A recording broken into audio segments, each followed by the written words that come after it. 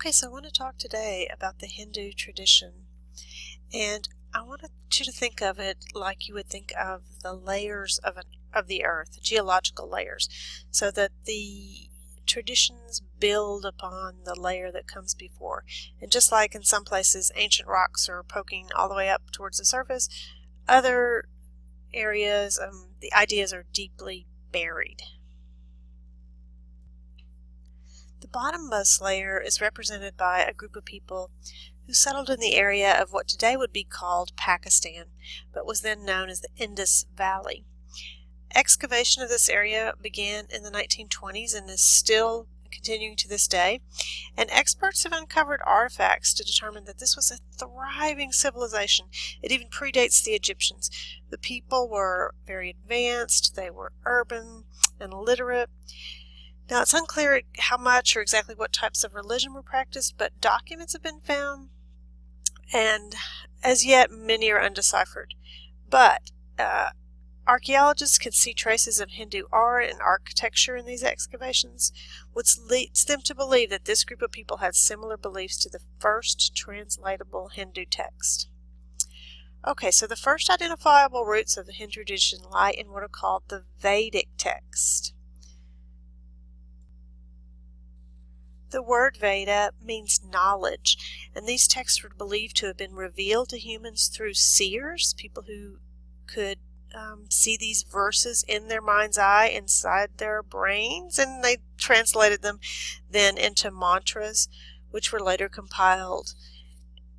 The 4 major books are listed, though many different texts are referred to under this term Vedic scripture.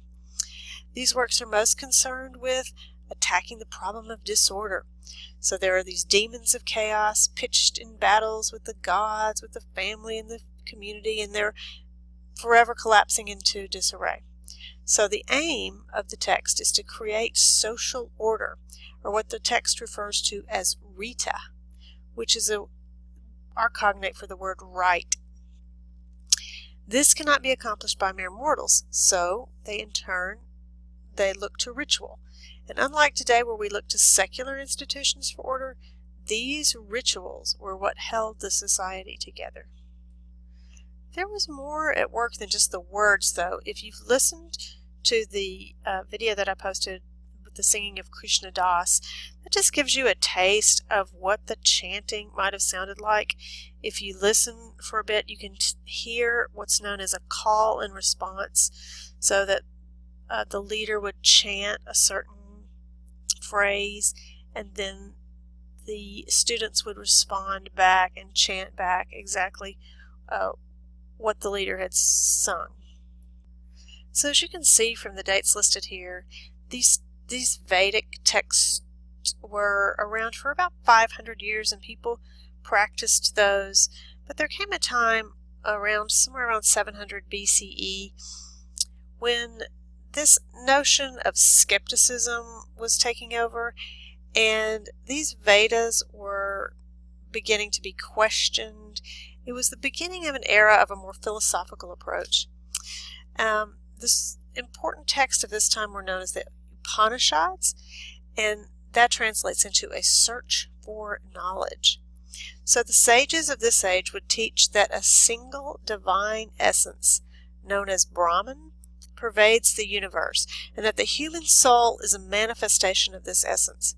Spiritual emancipation comes from being able to mystically know the unity between self and the universe. These works were written in a time sometimes referred to as the Axial Age. It was a time frame that gave birth to Buddhism, Confucianism, and the Greek philosophers. And this word Upanishad itself translates as sitting down near. It means being close to your guide. So in this time, the people would have recognized someone as their specific guide, but also try to examine their own inner self and what their own personal path was. The Upanishads give us the notion that today we still know about, called reincarnation. This idea that the soul inhabits many different physical bodies, and also this idea of karma. Probably you've heard of that, this idea that what you put out into the universe will ultimately come back to you.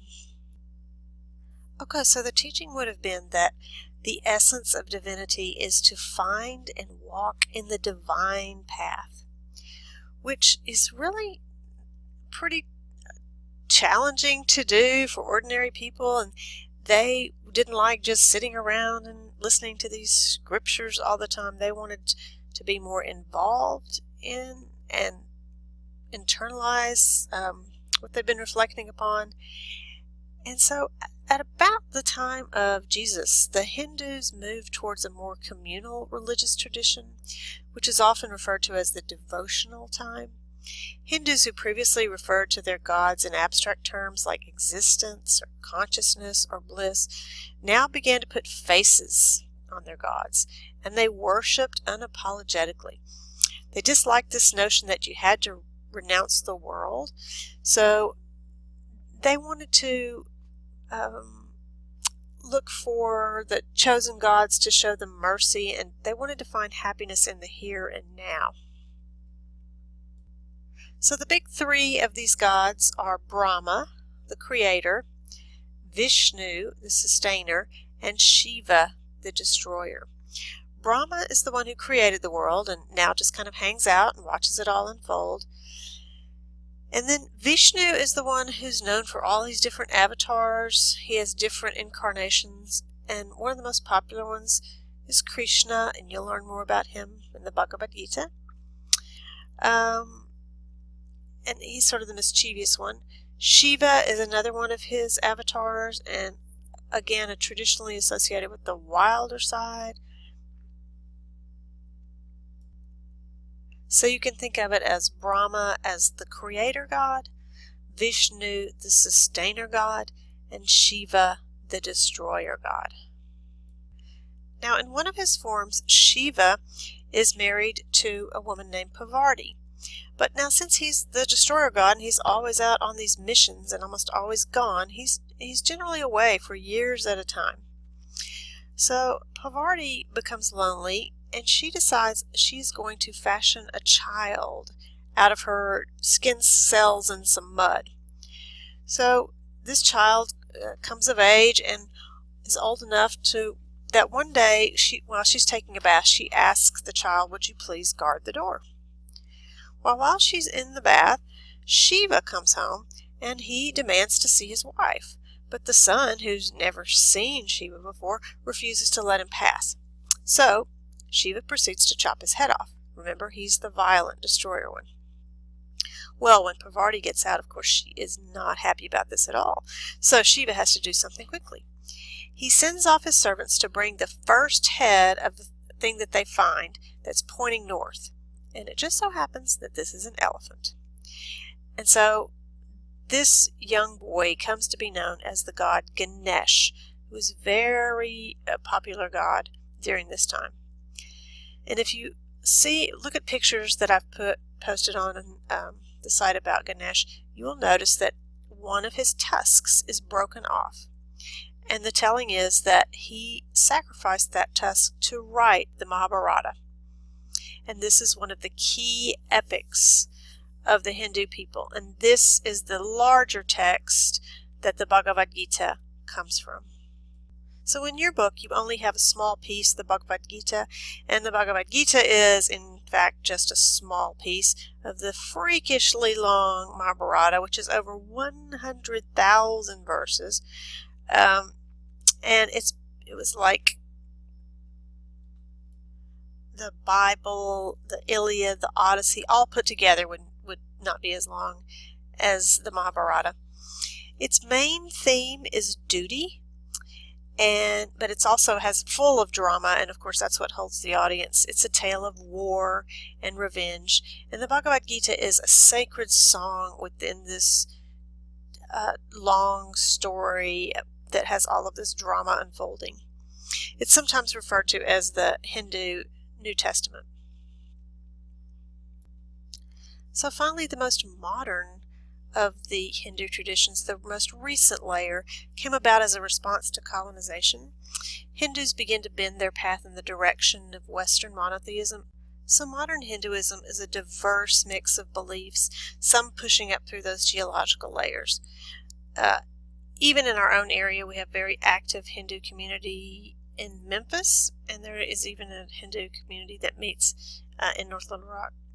If you ever actually want to experience what a modern Hindu worship service would be like.